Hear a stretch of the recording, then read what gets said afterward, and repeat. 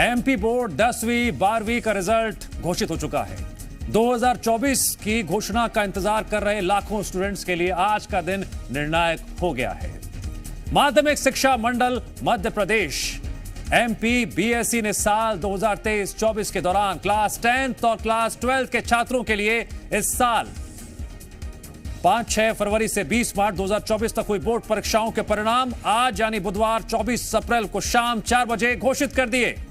MP BSE ने 23 अप्रैल को जानकारी देते हुए बताया 10वीं और 12वीं के परिणाम आज शाम 4 बजे जारी किए जाएंगे। जहां क्लास 10th में अनुष्का अग्रवाल ने टॉप किया है। आपको पहले क्लास 10 के टॉपर्स की जानकारी दे देते हैं। मंडला की अनुष्का अग्रवाल ने टॉप किया है। कटनी की रेखा रेवारी दूसरे स्थान पर रही हैं। आगर मालवा की स्मिता भी दूसरे स्थान पर रही हैं। रीवा की स्नेहा पटेल भी दूसरे स्थान पर रही हैं। वहीं क्लास 12 की बात करें तो शाहजहांपुर के जयंत यादव ने जिले का नाम रोशन किया है। आपको 12वीं के टॉपर्स के बारे में भी जानकारी दे देते हैं। शाहजहांपुर के जयंत यादव ने टॉप किया है। शाहजहांपुर के कुलदीप मेवाड़ा दूसरे स्थान पर रहे हैं। कुल मिलाकर जो दो सबसे प्रमुख बातें रही इस रिजल्ट्स की, पहली बात, हर साल की तरह इस बार भी छात्राओं ने छात्रों के मुकाबले ज्यादा बेहतर प्रदर्शन किया है। दूसरी अहम बात, 10वीं के परिणाम पर अगर हम नजर दौड़ाते हैं तो पिछले साल के मुकाबले इस बार का परिणाम थोड़ा कम बेहतर रहा है।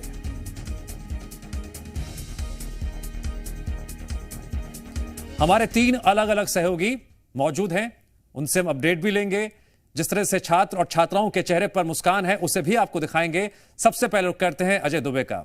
अजय, आपके साथ जो छात्र और छात्राएं मौजूद हैं उनसे सवाल भी करिए, मुस्कुरा भी रहे होंगे, खुश भी हो रहे होंगे और भविष्य की रणनीति भी बना रहे होंगे।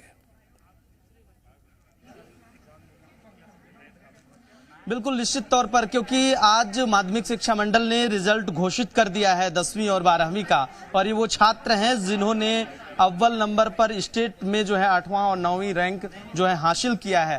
क्योंकि सुभाष उत्कृष्ट विद्यालय में हम लोग मौजूद हैं और इनसे हम बातचीत करने की कोशिश करेंगे कि आखिर इन्होंने किस सब्जेक्ट में थी आप, और किस आपने सोचा था कि इतने अंकों से आप?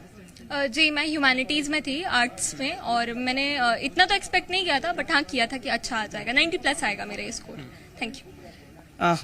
आप किस सब्जेक्ट में थी? जी, मैं ह्यूमैनिटीज़ से थी। और कौन सा रैंक आया है आपका? और जो छात्र जो है जिनका कम नंबर आया है उनको क्या मैसेज देना चाहिए? जी, मेरा स्टेट में 9th रैंक है विथ 95.6%।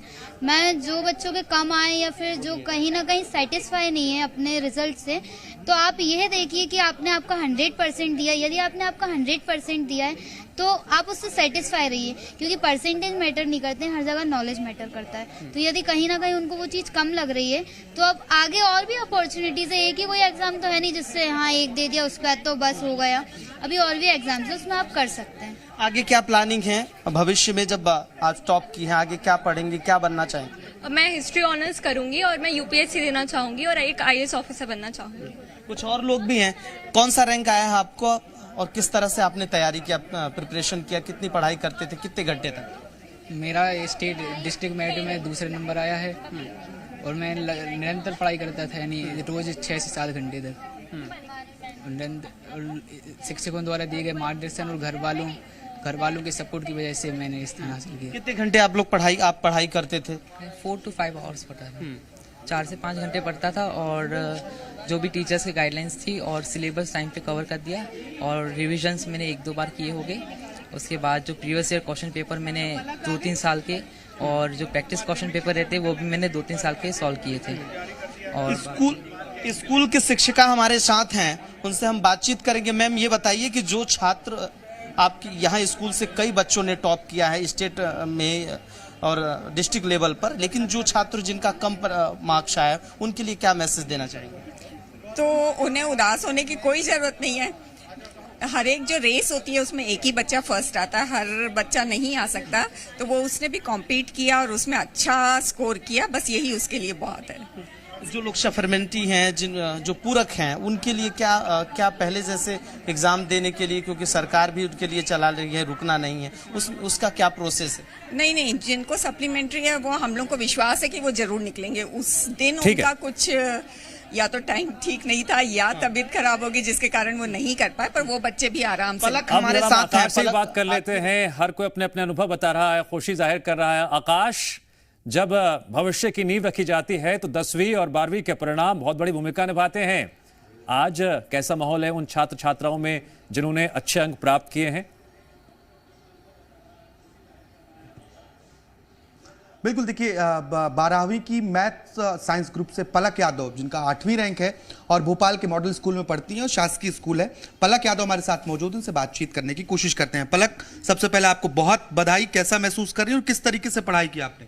जी, बहुत अच्छा महसूस कर रही हूँ। बस डेली पढ़ाई करी, मतलब कंसिस्टेंसी से करी। ऐसा नहीं कि एक दिन कर ली 2 दिन नहीं करी, मतलब डेली अच्छे से पढ़ाई करते रहे।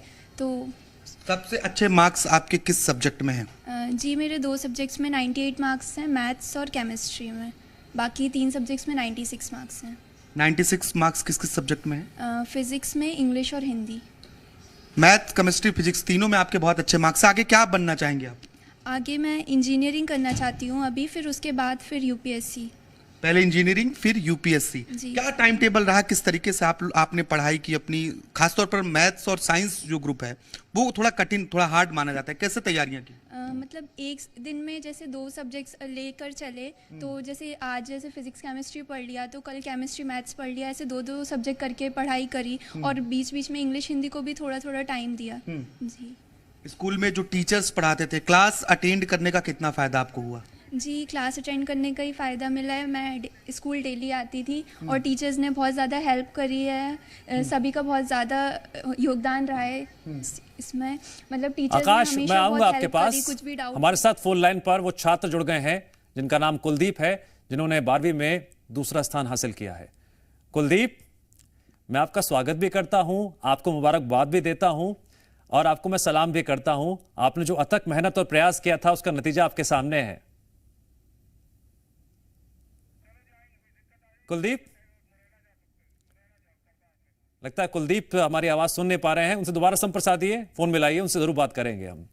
अब जरा करतार का रुख करते हैं। करतार, आप मुरैना में हैं और मुरैना की एक बात बड़ी प्रसिद्ध है कि वहां पर एक 12th फेल छात्र था जिसने एक सफर पूरा किया था और आईपीएस अफसर बना था। एक मूवी भी आई थी। तो हम उन छात्रों से भी ये निवेदन करते हैं, अपील करते हैं, निराश मत होइए अगर फेल हो गए हैं या कम नंबर आए हैं, जिंदगी कभी बदल सकती है। फिलहाल आज क्या माहौल है वहां पर?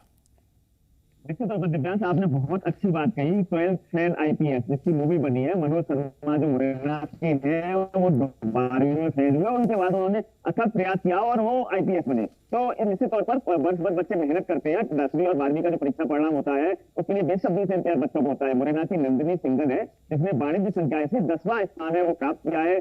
काफी खुश है वो, उसके पेरेंट्स खुश है, अपने बच्चों को अच्छा परफॉर्मेंस देखने के बाद में उसके टीचर से वो खुश है। हमारे साथ नंदिनी सिंगल है, उससे बात करेंगे। बेटा, आपने कौन सा स्थान प्राप्त किया है और आपने कैसे मेहनत करी? जी, मैंने 12th में 10th स्थान प्राप्त किया है मध्य प्रदेश की मेरिट में। और पढ़ाई की मैं बात करूँ सर तो मैं दिन में कम से कम 6 घंटे तो पढ़ती थी और पूरे कंसंट्रेशन के साथ पढ़ती थी। ऐसा नहीं था कि मतलब बीच बीच में उठना या यहाँ वहाँ जाना, पूरे कंसंट्रेशन के साथ पढ़ती थी और पूरी लगन से मैंने पढ़ाई करती थी। साथी दोस्तों को क्या कहना चाहेंगे, किस तरीके से वो इस तरीके से मुकाम हासिल करेंगे? तो हमारे सारे दोस्त जितने भी थे, हम सभी ने बहुत मेहनत करी है और उन्होंने भी बहुत अच्छा स्थान प्राप्त किया है। वो जिले के टॉप आए हैं।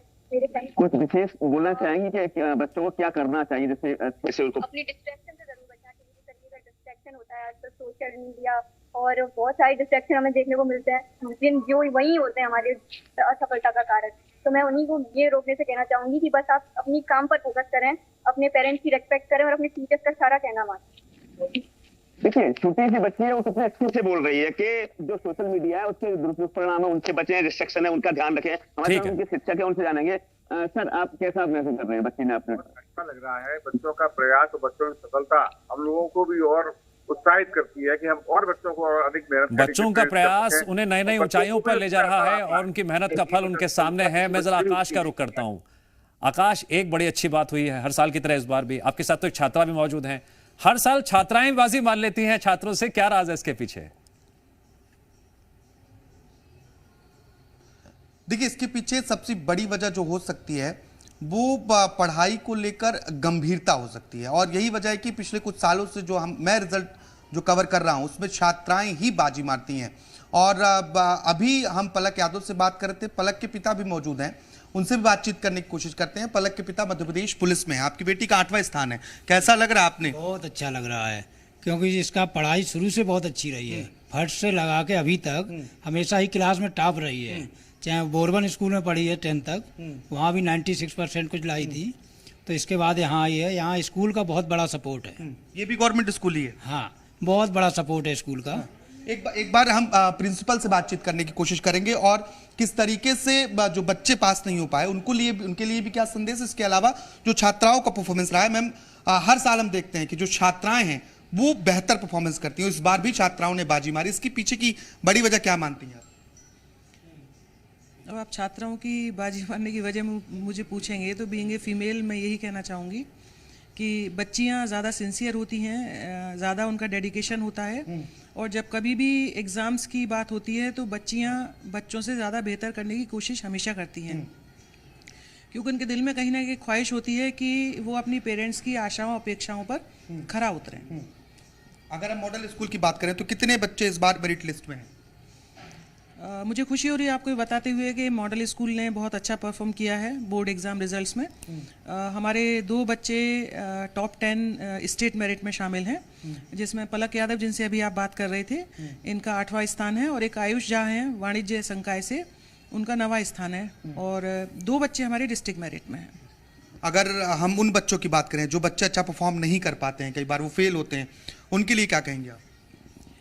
उनके लिए मेरा यही कहना है कि निराश होने की आवश्यकता नहीं है। ये सिर्फ एक परीक्षा नहीं है, ज़िंदगी में अभी बहुत सारे अवसर हैं जिसमें वो अपने आप को साबित कर सकते हैं, और ये तो एक मार्कशीट ठीक है। जो छात्र छात्राएं पास हुए हैं उन्हें बहुत बहुत मुबारक। अपने आने वाले जीवन के लिए वो और तैयारी करें, मेहनत करें, और जो पास नहीं हुए, जिनके कम मार्क्स आए हैं, वो निराश मत होइए, हौसला बनाए रखिए। जिंदगी की कभी पलट सकती है, बस हमें दिन रात मेहनत करनी है, सकारात्मक सोचना है। हमारे तमाम सहयोगियों का शुक्रिया जानकारी देने के लिए, साथ ही साथ उन छात्र छात्राओं को भी मुबारकबाद एक बार फिर से।